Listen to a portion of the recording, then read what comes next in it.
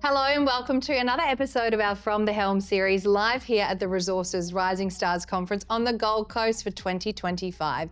I'm Grady Wolf, Senior Market Analyst with Bell Financial Group, and a name that really does not need any introduction, Tim Goyder, Chairman of Minerals 260. Now, I'm so excited to be joined by Tim today. It's been a massive transformational year for the company itself. Minerals 260 is an Australian-based mineral exploration and development company with projects including the Mora Project, Aston Project, and recently the Bullabulling Project. Tim, thank you so much for joining us today. It's a pleasure, Grady. Good to be here. It's been a huge year talking about transformational acquisition of Bullabulling, obviously, $220 million capital raise, major drilling campaign. Can you tell us about the journey and what the acquisition of Bullabulling Project for gold has done for the company?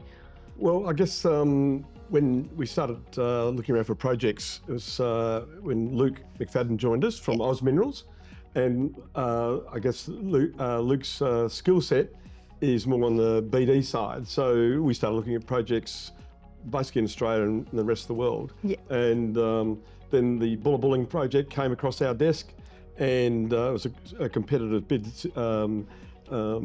process being done on that asset. The asset was owned by Xinjiang, ultimately the $70-80 billion Chinese company. And anyway, over a 6-month period, we negotiated a contract and entered into that contract on the 2nd of January of this year. So very early start to the year. Yeah. Well, I can tell you, we worked all through Christmas, and we didn't have much time off, and really that was all through December, particularly as full on. But you know, we looked at the project and we did a lot of DD over that 6-month period, and we could not find any fatal flaws. Wow. And I guess we wanted to be in the position like an investor to look at it and say, what can we do with our company? It's about growing a company, and we're on the path to do that now. Yeah. So it was a $30 million capitalised company, and we went and raised $220 million. Amazing. And I think about that now and say, well, God, how did we do that? Yeah. But look, it really came down to the asset. Yeah. Yeah. And ultimately, you know, we presented to some major institutions around the world, and we're very fortunate to have them on our register now. And so with the Bullabulling Project, what was the biggest attraction for you? Is it the grade, the size? What was the outlook? Well, look, it is in terms of historical grades, quite low grade. You know, it's a 1.2 gram ore body. Yep. And we bought the revised resource of 2.3 million ounces. Yep. And we paid $72 an ounce. So during that process, when we were negotiating the deal, the gold price was going up $20 to $50 a night. Yeah. So, you know, it's hard to be too hard on the vendor. So, but as a businessman, and Luke and I looked at it, and we, you know, can we go 10 times our money here? Yeah. Can we build a $2 or $3 billion company?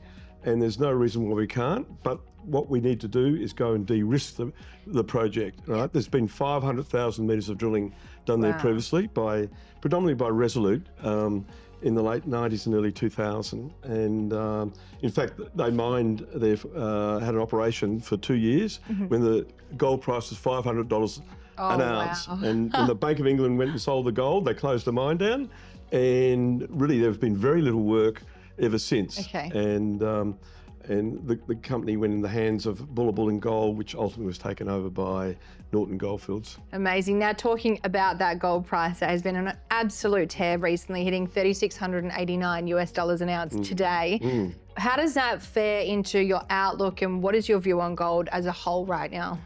Well, look, you know, the forecasters all got their point of view, but at the end of the day, you've got to look at reality. What is today? Why is the gold price so strong? And, you know, it's I think it's two-pronged. You know, the world is worried about, of course, the US dollar and the US debt, and you know, the political situation around the world has never been you know, unpredictable so much, hasn't it? Like it's you know, the man in the street is buying gold, and governments and sovereign funds are buying gold. Exactly. So, look, I'm not that great at forecasting. All I know is that we want to have an asset which will survive in the cycles. Yeah, exactly. And commodities are very cyclical. So Yes, it's a good they thing are. that you're kind of de-risking in that way as well.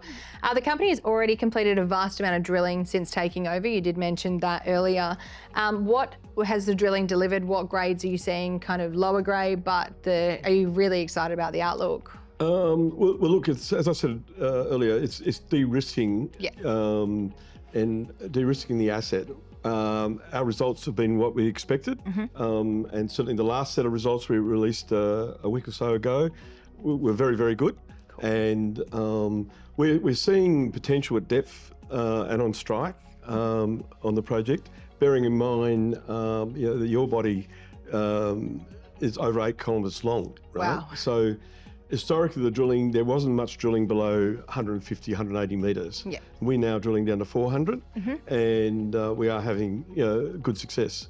And on that note, you recently did make the decision to upside your drill program from 80,000 metres to 110,000 metres. Why did you do this? Oh, well, look, the ore body remains open, right? And so, we've told the market we want to come up with a new resource in December and wrap the number around that. And I think that's going to be a big turning point for the company.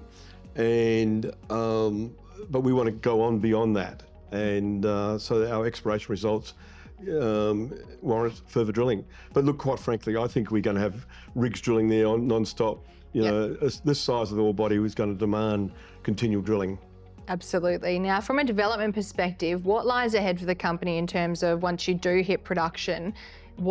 How big of a scale is that for a company like Minerals 260? Well, aspiration-wise, yes, I like to be producing 150,000 ounces a year. Yeah. And in the lowest cost quartile. Yeah. So how we do that, we've really got to position the plant, the actual resource, the met.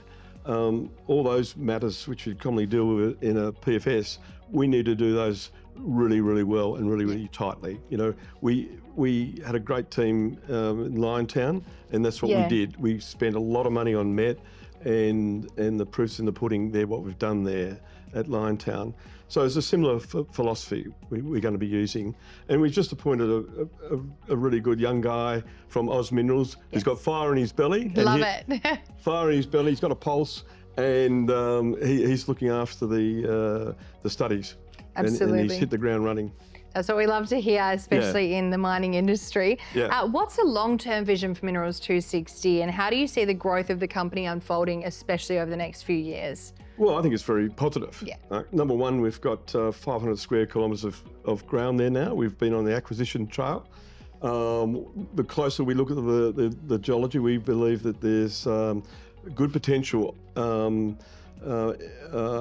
on strike at depth, and also possibly parallel systems.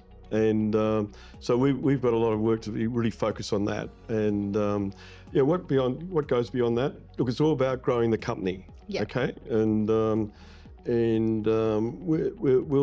we'll continue to do that. Yeah, and you personally, talking about the shareholder side of things, you personally recently invested 15 million as part of a capital raise, and you're already a major shareholder in Minerals 260. Plus, you've attracted some pretty big institutional names, like we mentioned.